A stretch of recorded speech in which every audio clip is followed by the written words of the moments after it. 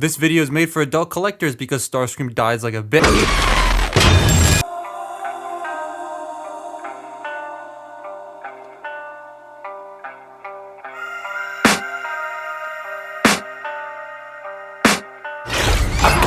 Demons call when they do what they do, and now I feel like taking off, find a place with a view. The pain is never gonna stop if it's controlling you. I know that time can heal it all, I just gotta get through.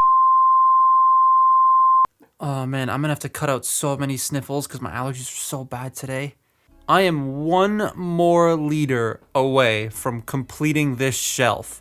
And it's on it, and it arrived actually. It was on its way at the time of writing this script, but it actually arrived a couple days ago. This leader, though, is something else. This is Hunt for the Decepticons Starscream, or technically Autobot Alliance Starscream.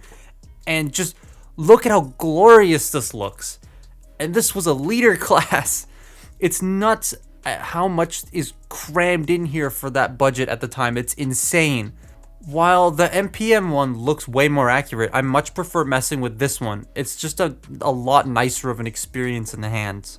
Movie Starscream is my favorite design from like all of Transformers, followed very closely by Nitro Zeus. So having this large lad is so nice, and it's full of... My chair just squeaked. And it's full of so much stuff to do. He does have gorilla arms though. I'm gonna just get that out of the way right now. He has those stupid ass gorilla arms, but like, I get why. The hinges for the wrist guns, those like flip out things, are so close to the hands that they wouldn't have been able to fit a swivel in, so it's fine, I guess. Idiot. There's a lot of mechanical detail in this dude, and it mostly pops. The choice of brown is a bit weird, and there's like 3 different shades of gray that can make this guy look a tad messy, along with the random bits of red saying, "I'm a gimmick, use me!" Speaking of gimmicks, he has a bunch. You got a speaking gimmick that doesn't work on mine because the batteries were so corroded that the spring came right off. Pain.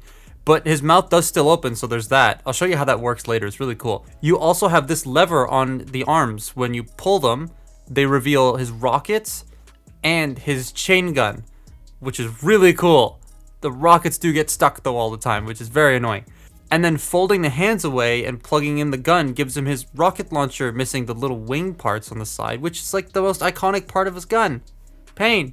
He does fire a missile, and it still works pretty well all this time from the initial release. I'm missing one of the missiles, but I don't care. He does have a lot of folded up jet stuff on the back that can make him a little bit back heavy, and from time to time handling him, he just likes to fall, and the MPM had that problem too. So I think that's just the nature of this design. If they made the ratchet stronger, it would stay up, but like that would make messing with it very annoying.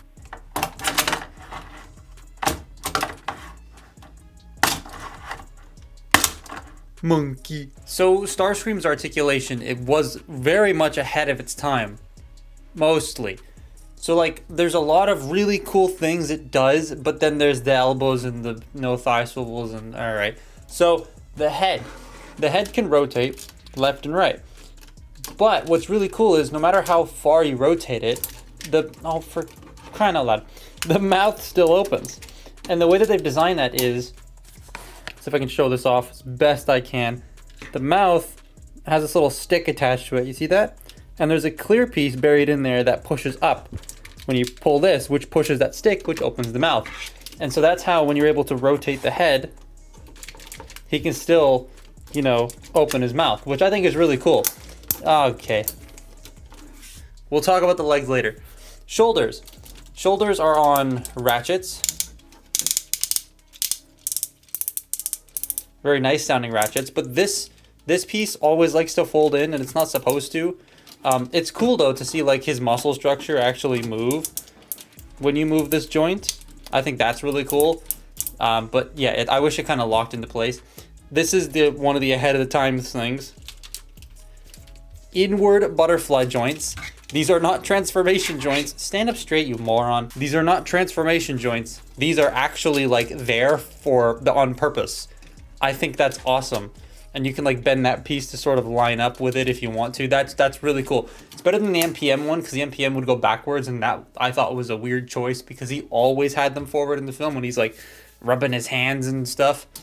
You have a bicep swivel, you have an elbow bend, you got the wrist that bends, and the fingers and the thumbs move. But yeah, there's no wrist swivel, so he's constantly doing this.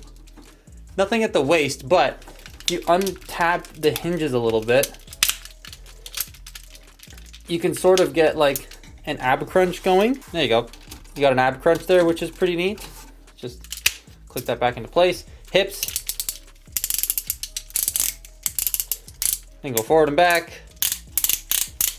In and out. You got a ratchet joint there. You got a ratchet joint there. You have a swivel below this part. Kind of wish it was up here. And then the feet can move down and up. And the toes like to fold in. But yeah, that's his articulation. Oh, and these can move. These, you can't even see that because he's leaning backwards. These wings can move. But yeah, that's it. It's really cool, but the gorilla arms. It's a very nice robot mode. Like, on this alone, I would recommend it. But let's do the actual transforming part of the transformer and, well, transform it.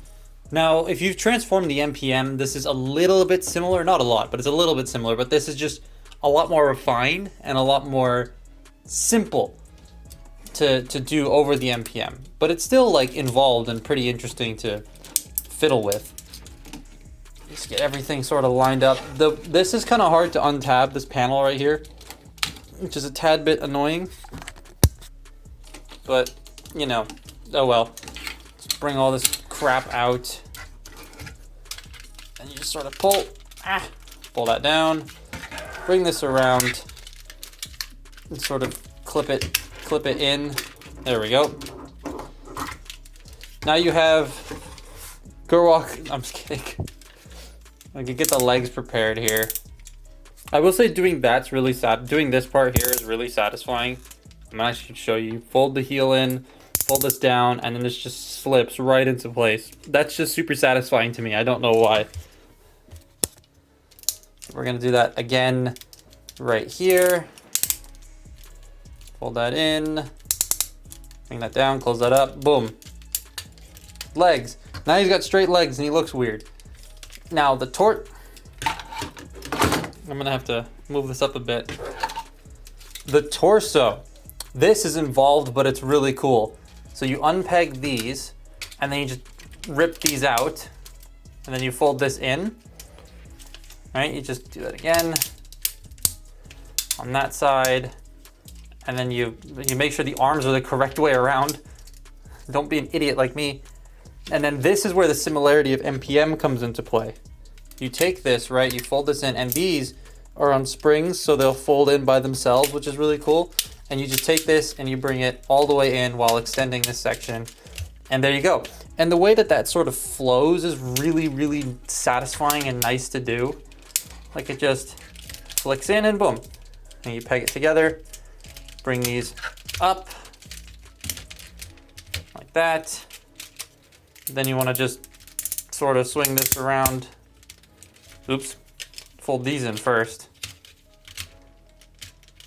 Swing these around like that.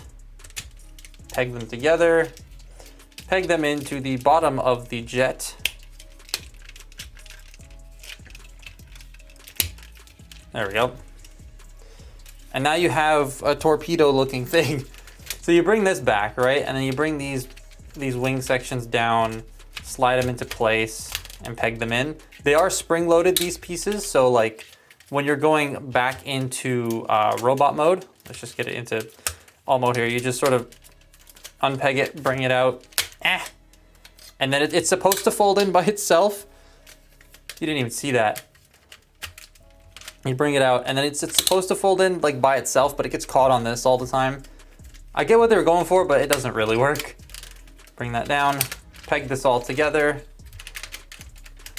and there you go. Jet. That wasn't so hard. That's such a nicer transformation over the MPM one. And this jet looks fantastic. I love the tattoo look for Starscream. Even though these technically aren't tattoos, he carves these into his metal skin with his fingers, which is kind of nuts. The jet is a bit chunky, yeah, but like, when does he ever not have kibble? Like the Revenge of the Fallen Voyager one that I praise so much for having a clean underside still has kibble that looks very ugly. He does have weapon storage, and it's designed in such a way that you can fold the cannon down from underneath and still fire the missile, which I think is a very nice touch. You can also store the missiles on the wings. I will say the back panel with the tail fins doesn't like to stay in place on my copy, but the rest of the jet holds together super well. It's just, a nice looking thing that feels very satisfying to hold. And hey, look, rolling landing gear. Look out, Skyquake, you thought you were a big leader jet? Nah, bro, you're the size of a Tic Tac in comparison to Starscream. Genuinely love this thing. Can't decide whether or not I like it more than the Revenge of the Fallen Prime or not, but it is a very close race. Of course I recommend it, but not for the prices you see it for often. That's way too much. I managed to find this for $70, which I think is a much better price to pay for this guy. That's Canadian retail for a regular leader. And if you can find it for that much, then I would highly recommend getting it. But I wouldn't pay more than like $100 for it, because that's just too. If it's the GDO version that's G1 colored, maybe, because it's a little bit harder to find. But it's not worth anything more than $100. It is a great toy, and I definitely say pick one up if you can, but not for $150. But that's my look at Hunt for the Decepticon Starscream. Follow me on Twitter and Instagram, and I will see you next time. Bye-bye.